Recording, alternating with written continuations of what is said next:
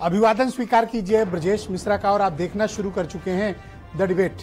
बहन भाइयों, 4 जून को जब से परिणाम आया है, एक शब्द है जो बड़ा प्रचलित है, भीतरघात। किसने किसके साथ कर दी? और एक नया शब्द भी आ जाया है, जयचंद। क्यों आया है? किसके लिए आया है? और क्या ऐसा हो गया कि भारतीय जनता पार्टी उत्तर प्रदेश में जब से उसे करारी शिकस्त का सामना करना पड़ा, बीजेपी में भीतरघाती और जयचंद तलाशे जा रहे हैं। और अपने यहाँ ही नहीं, सहयोगी भी बीजेपी की मदद कर रहे हैं जयचंदों को तलाशने की। क्या वाकई में बीजेपी को कोई बड़े भीतरघात का सामना करना पड़ा? बहन भाइयों, आप में से बहुत लोग को याद होगा, मैंने तब भी कहा था चुनाव के दौरान भी कि बीजेपी को भी वही बीमारी लग गई जो विपक्ष को कभी हुआ करती थी, भीतरघात की, गुटबाजी की। बीजेपी उत्तर प्रदेश में उसी का घनघोर सामना कर रही है। आज चर्चा भीतरघातियों पर। बहन भाइयों, भीतरघाती और जयचंद ये उत्तर प्रदेश में इन दिनों परिणाम आने के बाद बड़ा प्रचलित शब्द है और इतना ज्यादा इस्तेमाल हो रहा है कि जो हारा है उसके लिए ये 2 शब्द रामबाण है। ये कहकर वो अपने सारे कर्मों से पल्ला झाड़ लेता है, अपनी हार को भी जस्टिफाई करता है और ये बताता है सब जयचंदों ने किया। जयचंद एक ऐसा कैरेक्टर बन गया है जिसको लेकर हर कोई, जिसकी आड़ में अपनी हर गलती को छिपा लेना चाहता है, हर धोखे को छिपा लेना चाहता है, हर नकारात्मकता को छिपा लेना चाहता है और अपने लिए गए गलत फैसलों को भी जयचंद की आड़ में छिपा लेना चाहता है। बहनों भाइयों, इसमें कोई शक नहीं है और कोई दो राय भी नहीं है कि इस बार भारतीय जनता पार्टी को भारी पैमाने पर भीतरघात का सामना करना पड़ा, गुटबाजी का सामना करना पड़ा और जयचंदों की तो भरमार है। लेकिन यह पहलू कब जागृत हुआ? मैं पूछना चाहता हूं कि क्या 2019 में जनरल इलेक्शंस में भीतरघाती नहीं थे? तब क्या जयचंदों की कमी थी? भाई तब कम रहे होंगे लोग, थोड़ा अभी ज्यादा आ गए हैं, यही तो फर्क हुआ है। लेकिन क्या 2019 और 22 में ये जयचंदों ने या भीतरघातियों ने कोई काम नहीं किया जो 2024 में किया? हुई है भीतरघात, वो स्वाभाविक है। जब भी कोई पार्टी सत्ता में रहती है, अपेक्षाएं, आकांक्षाएं और महत्वाकांक्षाएं इतनी भीषण और इतनी विकराल होती हैं कि वो गुटबाजी में कब पता चल जाती है पता नहीं चलता, और कब अपने ही पैर काटने लगती है ये भी नहीं मालूम चलता। ये तब पता चलता है जब परिणाम आते हैं। ताजा मसला है संगीत सोम और संजीव बाल्यान का, और उसमें एंट्री हो गई है राष्ट्रीय लोकदल की। जब ये 2 दिग्गज लड़ रहे थे, बाल्यान और संगीत सोम, एक दूसरे पर हार का ठीकरा फोड़ रहे थे, एक दूसरे को कसूरवार बता रहे थे, तो संगीत सोम ने आरएलडी पर भी सवाल खड़े किए।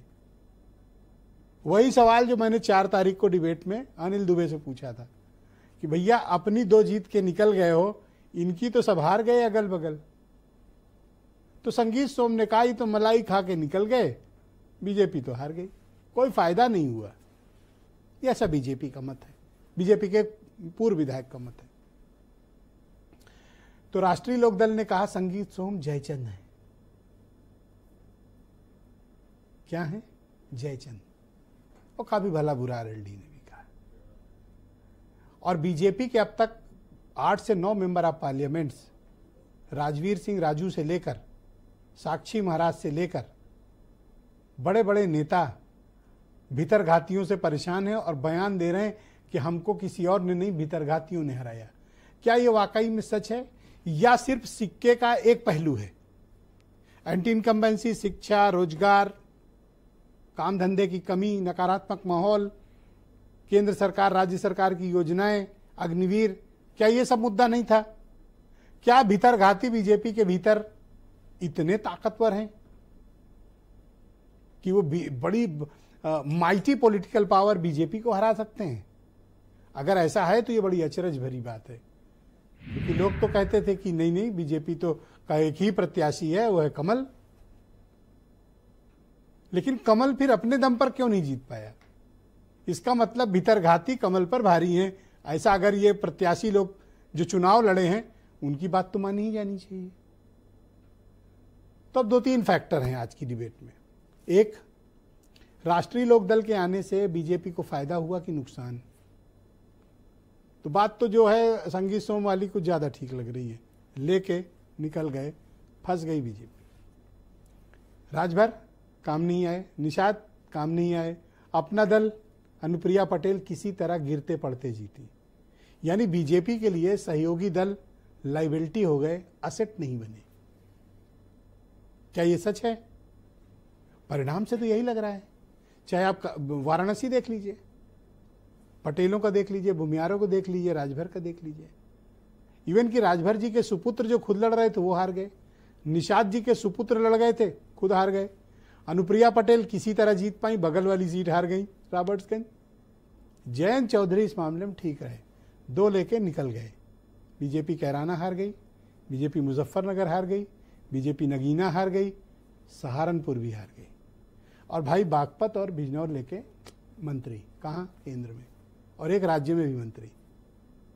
तो ऐसे में बीजेपी के नेताओं की पीड़ा क्या गलत है? और अगर कोई पीड़ा कहे तो उसे जयचंद कहा जाएगा। कुछ स्टेटमेंट सुनिए, आज की डिबेट बड़ी दिलचस्प है। बिल्कुल खुले तौर पर जिन्होंने समाजवादी पार्टी का चुनाव लड़ा और यहाँ बड़ी पोजीशन लिए हुए हैं और सरकारी सुविधाएं भी ले रहे हैं, तो कृपया करके पार्टी, मेरा निवेदन रहेगा, पार्टी इस पर शायद ध्यान देगी और कार्रवाई निश्चित। मैंने तो आज तक आप लोगों से नहीं कहा मुझे संजीव बालियान जी ने चुनाव हराया। मैंने तो आपसे नहीं कहा कि संजीव बालियान जी के कार्यकर्ताओं ने मेरे लिए काम नहीं किया। मैं अगर कोई बात भी कहनी होती है तो अपनी पार्टी प्लेटफॉर्म पे कहता हूँ। मैं चुनाव अपनी कमी से हारा हूँ, अपनी कमी दूर करूंगा।